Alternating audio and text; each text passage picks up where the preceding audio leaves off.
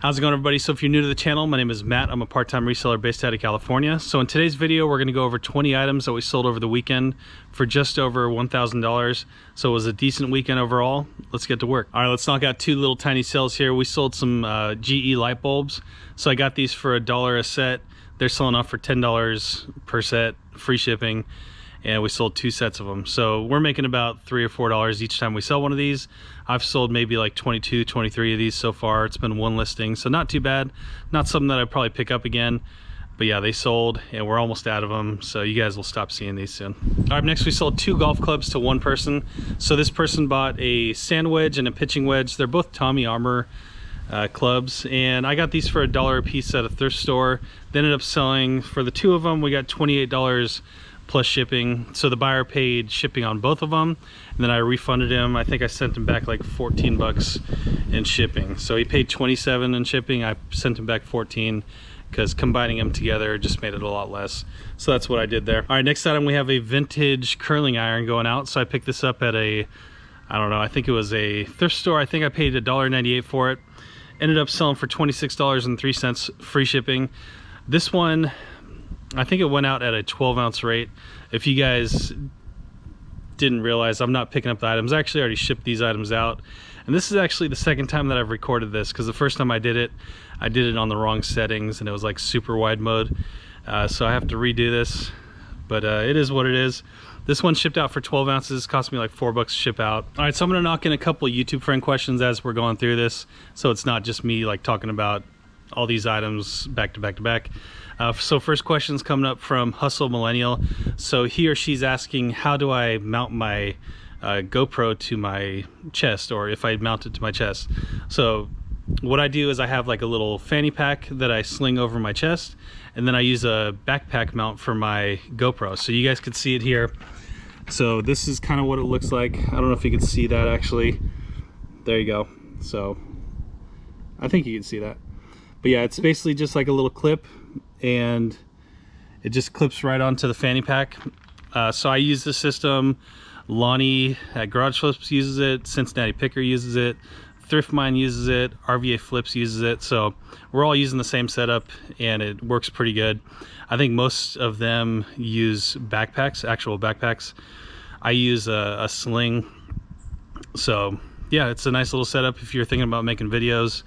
It's definitely like our go-to thing to use, and I definitely recommend picking it up. I think this little clip is like $9 on Amazon, so I'll try to leave a link in the description of this video. All right, so next we have a Nokia phone going out. So this one's brand new, still in its packaging.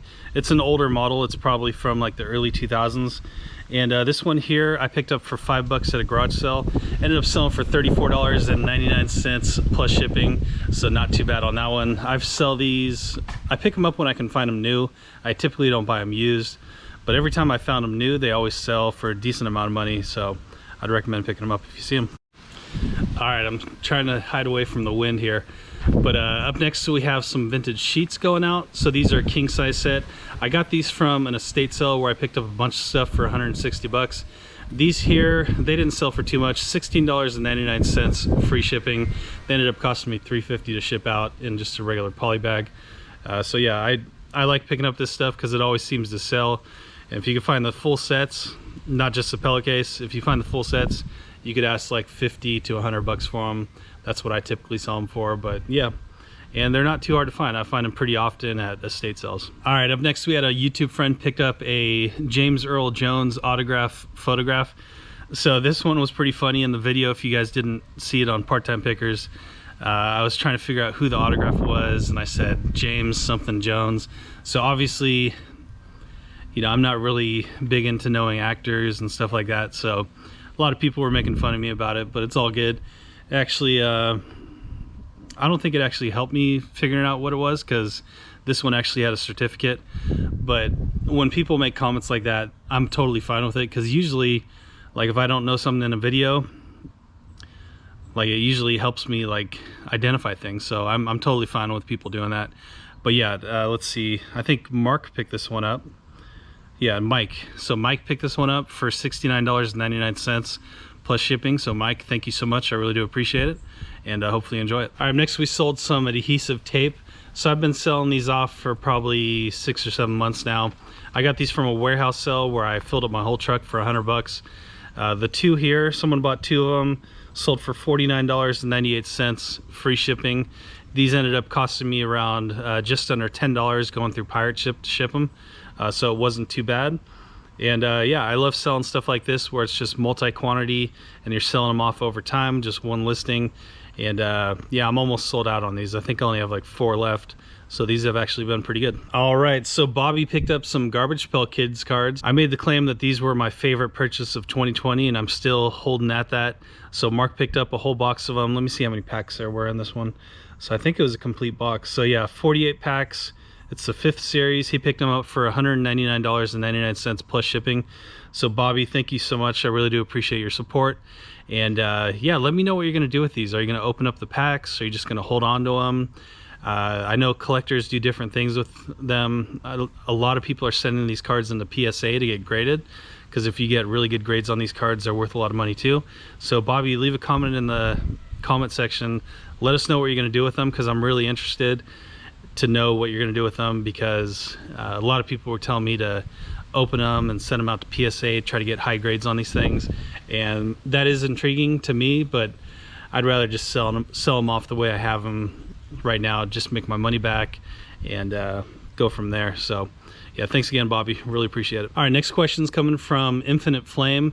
So he or she's asking how I find my garage sales. So I use the Yard Sale Treasure Map app. So basically this app pulls everything off of Craigslist and puts it like on a map for you. For this app, I like it because you can customize it. You can only customize it if you have the paid version though. So what I do every Friday and Saturday, I pull out the app and I color coordinate all the garage sales for what time they're gonna start. So all the 8 o'clock ones go like pink or something. I put all the 9 o'clock ones orange, all the 7 o'clock ones green. So this way when I'm out sourcing, I know which ones I can go to during the time that I'm out.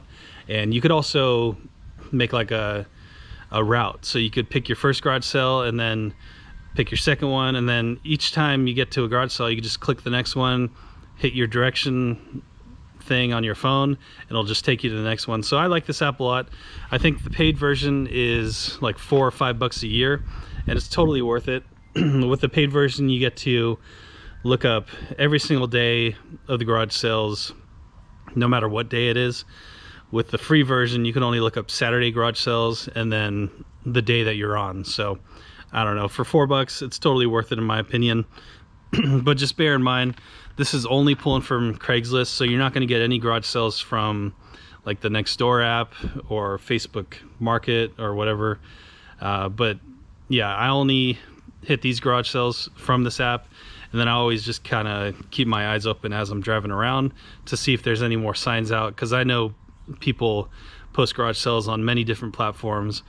And yeah, usually the garage sales that I hit best are the ones that are not on this app that I just happen to stop at when seeing signs. So keep your eyes open, use this app, and it's going to be fairly simple to find garage sales in your area. And yeah, a lot of people use this app, and it comes highly recommended. All right, next item that I sold was some 1960 or 1949 Cootie games. So these are like some little bugs that you can put together. Both these games were incomplete. I think together they probably make a complete game. Got these from that lady that sold me a bunch of posters and RPG games. These ended up selling for $26.03 plus shipping, so not too bad at all. These had varying comps from all the way down to like $5 to like probably close to $100 in complete condition, like in perfect condition. So since these were both incomplete, just sold them together, gave someone a good deal, and they sold pretty quick, so not too bad. All right, next we got some vintage Philips headphones going out. So vintage headphones sell very well, especially in new condition like this.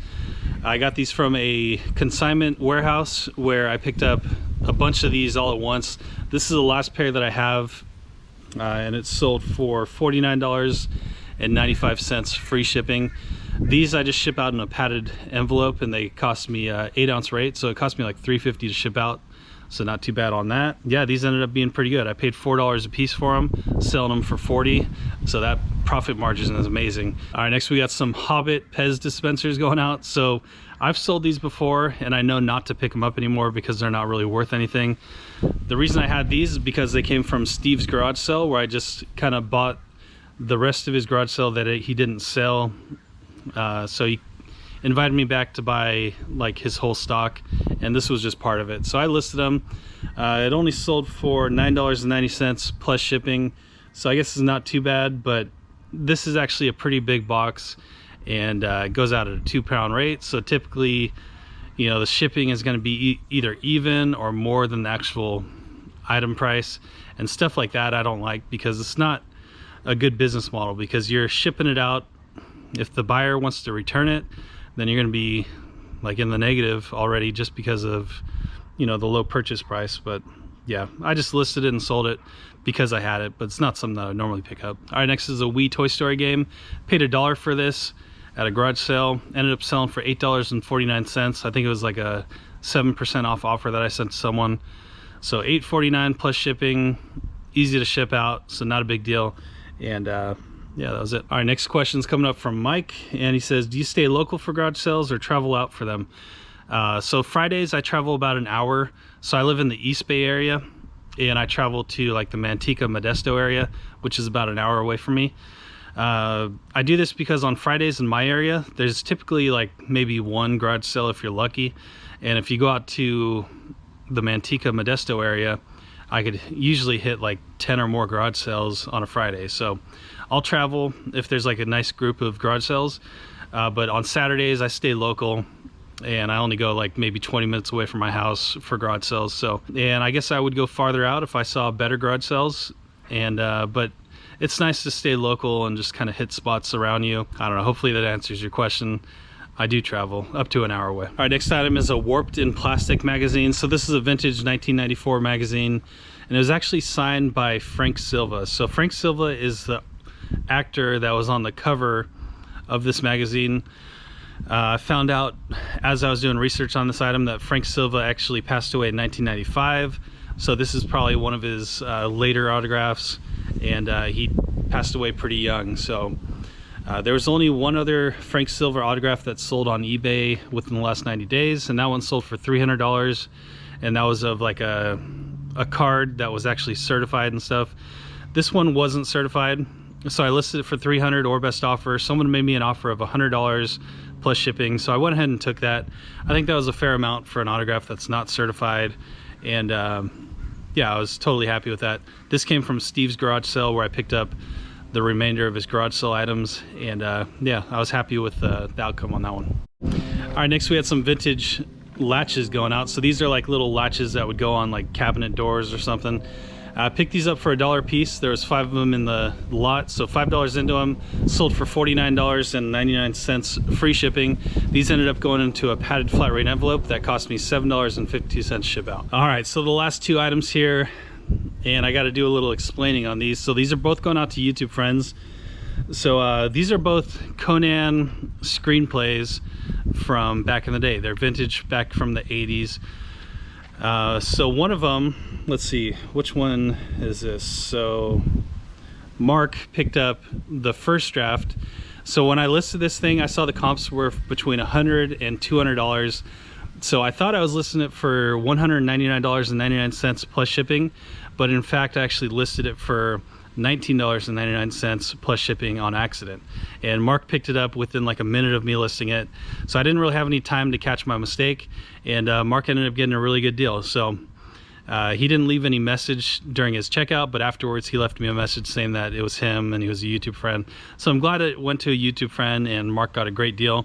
But yeah, that's something that I meant to list for $200, sold for $20, so that was a $180 mistake that I made on my half.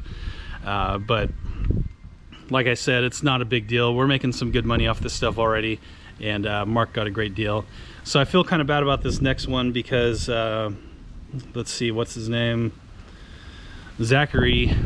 He picked up the second draft. This one I actually listed for $200, and Zach made me an offer of $120, and I countered with an offer of $100 because I felt bad about Mark getting the great deal, and I wanted Zach to get a decent deal too.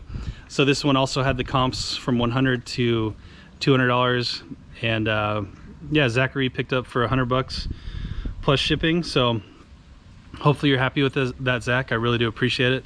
These things were really cool. They're in really nice condition, and I think you both are going to be very happy with it. So thanks again. Really do appreciate the purchase and the support. All right, so that's going to do it for me today. That was a lot of talking. So hopefully you guys found something in this video where you could go out and start looking for a particular item that you haven't known about before. But yeah, thank you all so much for watching. Really do appreciate it, and we'll see you tomorrow with another video. I gotta be the first one there, not the last one there. I gotta be the first one there.